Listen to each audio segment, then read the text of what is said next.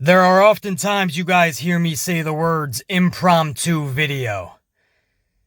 Those words have never been more true than right now. This video was the farthest thing from my mind.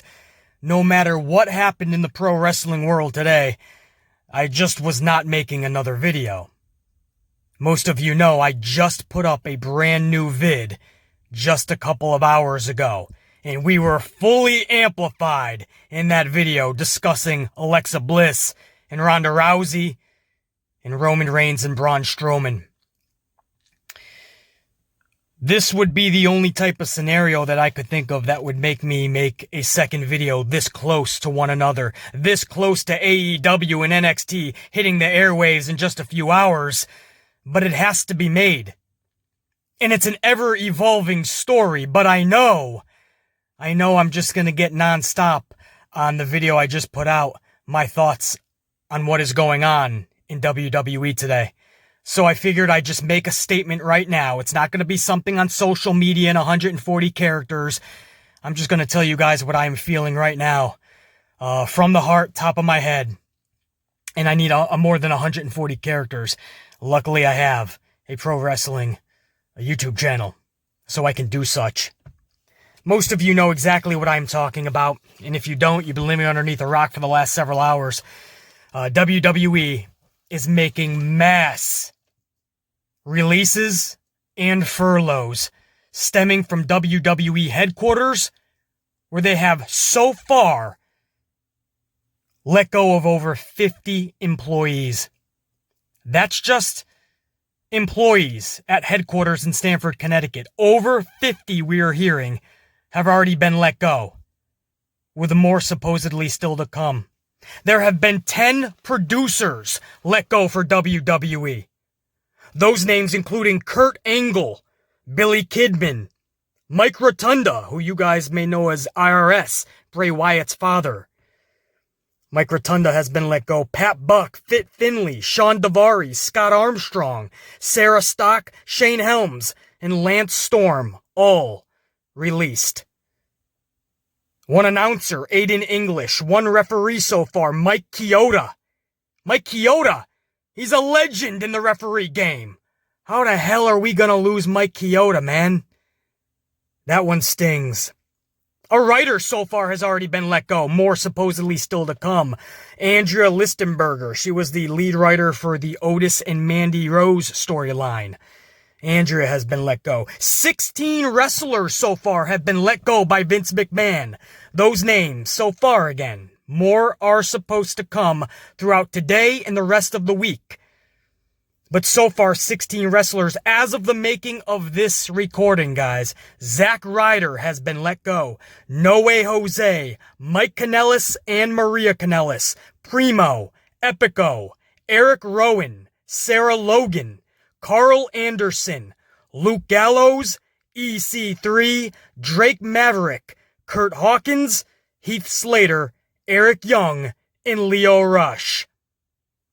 All have been let go by WWE.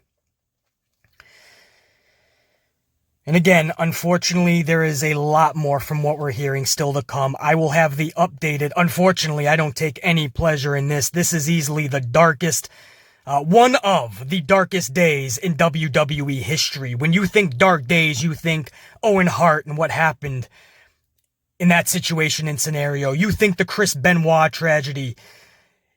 You think of Rick Rude. You know, there's certain dark days for me because I'm an old school fan, man. I think of Mr. Perfect and Macho Man Randy Savage. And just hearing the news of those individuals. Roddy Piper. You know, we think of dark days just to do with somebody passing, a legend, or a tragedy that has happened. But when you think of nearly 100 human beings, already today, this has just been going on for a couple of hours now. Releases are still to come. But already, nearly 100 human beings have already been let go or furloughed, and they don't even know if they're going to be brought back. Talents have definitely been released. The furloughs are obviously for the employees in Stamford, Connecticut, and maybe a few other suits and ties. But everybody else has been let go talent-wise. And when you think of how dark of a day that is, that's tragedy in its own right. It doesn't have to be just somebody passing on. This is tragedy when you see this many people lose their jobs, lose their livelihood, don't know where to turn to, what to do next. Professional wrestling is already oversaturated with professional wrestlers.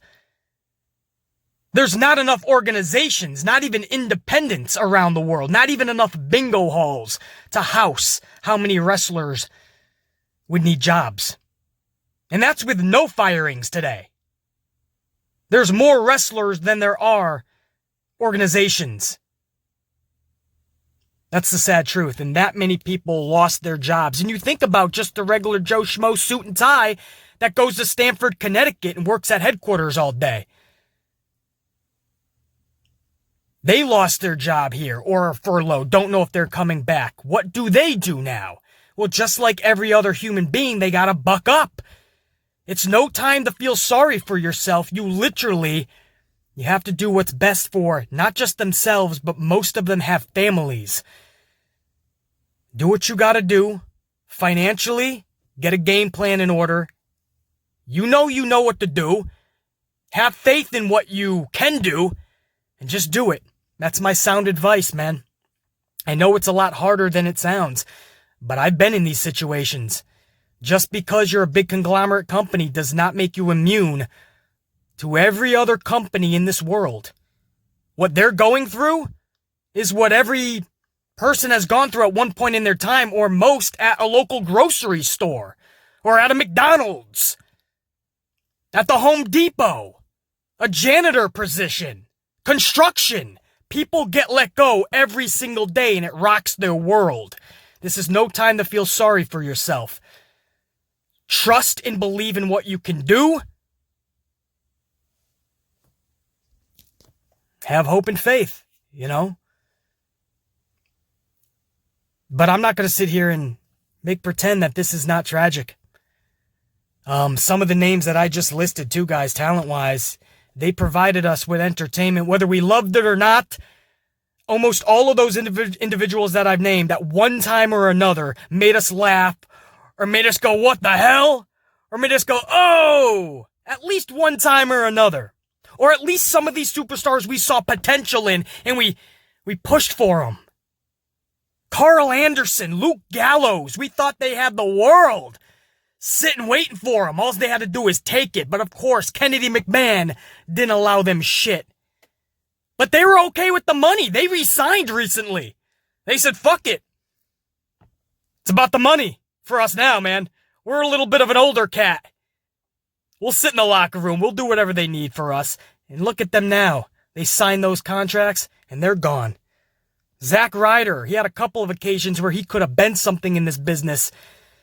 And every time it looked like they were going to push him, they brought him right back. And to the point where he was just collecting paychecks.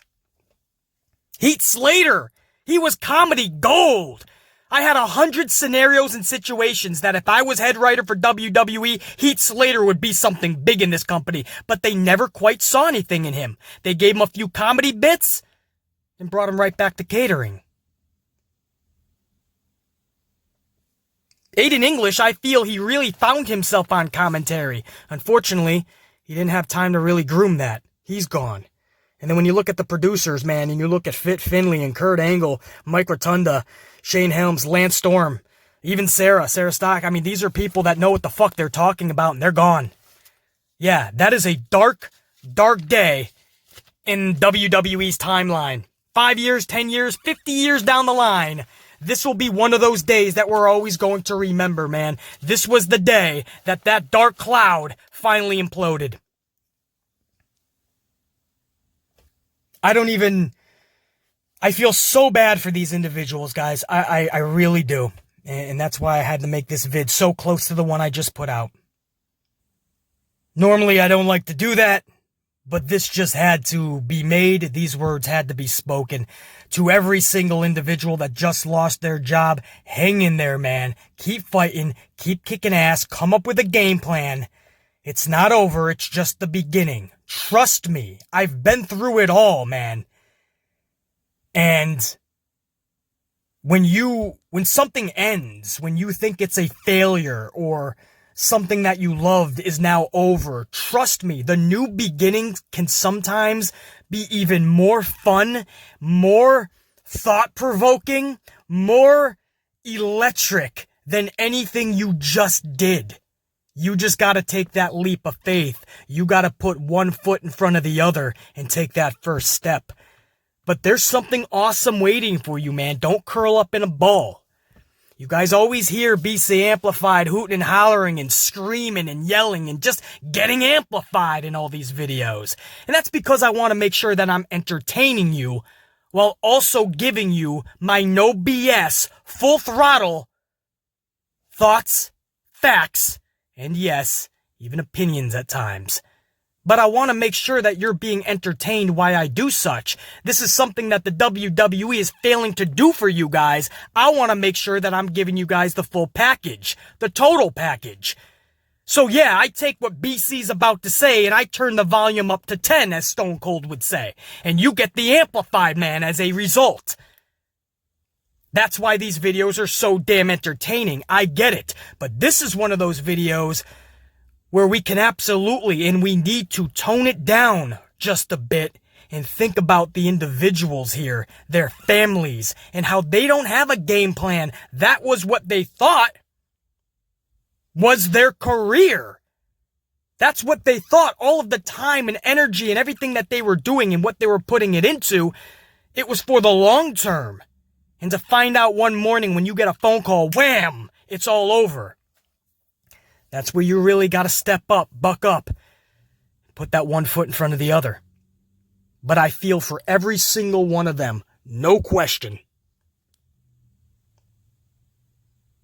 Not just a couple of people either, not that it would make it any better, the amount, but just to know that nearly 100 people have already been let go and that there's word that there's a lot more to come.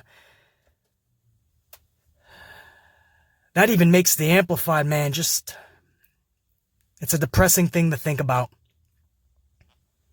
Kurt Angle already released a statement. Kurt Angle says, I wanted to say thank you to the WWE for the time I spent there. I made many new friends and had the opportunity to work with so many talented people. Drake Maverick sent out a statement. Drake Maverick says, there's a lot of people that I'm not going to have the chance to say goodbye to, that I really loved and really cared about. It's not about a title anymore. It's about my life. It's about feeding my family and paying my bills. Shane Helms, he says, I knew I shouldn't have answered that call. Leo Rush, to all my fellow co-workers, whatever happens this week, just know we're all going to be good. Fit Finley says, to all my friends and family, this is a crazy time, and I want to say thank you to everyone I've shared the ring with, especially to all of the amazing women I've had the honor to work with. Stay safe, y'all. Fit Finley, of course, guys, was the main producer for the ladies, and he was so much of a helping hand to all the females in that company. He's going to be sorely missed, especially by that female locker room. Writer Andrea Listenberger. Lots of people getting laid off at WWE today. Unfortunately, I am one of them. But proud of the work that I have been able to do and glad the Otis and Mandy storyline was able to resonate with so many people. We thank you, Andrea, for your services. Interestingly enough, guys, Rusev actually wrote. Now, this is not confirmed that he was released, but Rusev wrote, thank you all, Rusev out. But as of the making of this recording, now that could absolutely be his confirmation. Rusev could be... We already knew he was not happy for the longest time with McMahon. He came back a couple times, tried to work it out, and then he went right back home. Some people thought it was just injury. No, it was because he's got beef with McMahon, and he wants out just like Brody Lee. Luke Harper wanted out. This could be Rusev's way to say I'm gone. I'm one of these 16. I'm now 17. But as of the recording of this, guys, I can't confirm that. But Rusev just posted 10 minutes before I started recording this. Thank you all, Rusev out. So it looks like he is gone as well. We have to keep an eye on that. But everybody is now coming out with statements and thanking their fellow coworkers, thanking the fans, and really just saying, I'm not going to have a chance to say goodbye. I'm not going to be in tomorrow morning. So thank you, Everyone who made going to work so pleasurable, or even the ones that made it so damn miserable. I'm gonna miss every single one of you son of a bitches. Man, I yearn, just to be able to, I just wish I could literally speak to these individuals and just give them a little pep talk, because I've been there and I know how hard it is right now. And I know they're not seeing the light at the end of the tunnel, but the light is so much brighter at the end. You just gotta walk through the fucking tunnel. Be brave enough to go through the fucking tunnel, because if you do, the light is brighter than you'll ever fucking imagine. And I know right now it doesn't look as such for these individuals.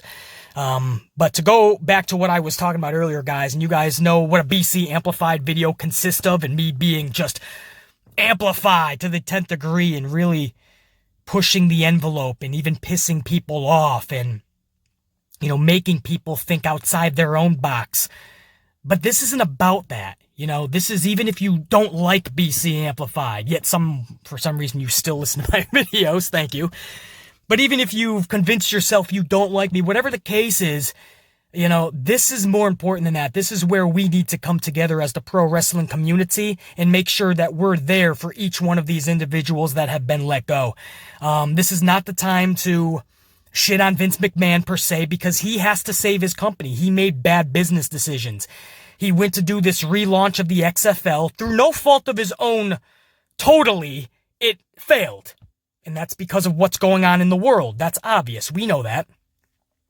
But it failed nonetheless. This isn't about who's to blame. And he lost over $400 million from it, guys. $400 million of his own money. Now, through some contract stipulations and through some insurance policies, he's going to be able to recoup a lot of that, but it's not going to be the majority.